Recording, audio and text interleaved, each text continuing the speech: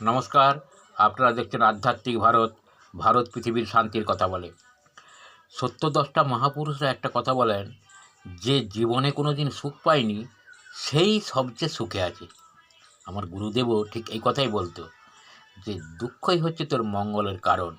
তুই দুঃখে আছিস বলেই ঘন ঘন ঈশ্বর কিংবা আল্লাহকে স্মরণ করি।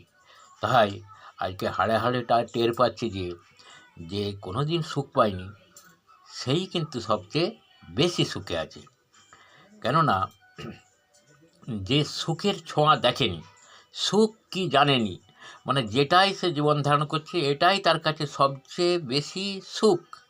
অতএব তার কাছে দুঃখটা সবসময়ই সুখ।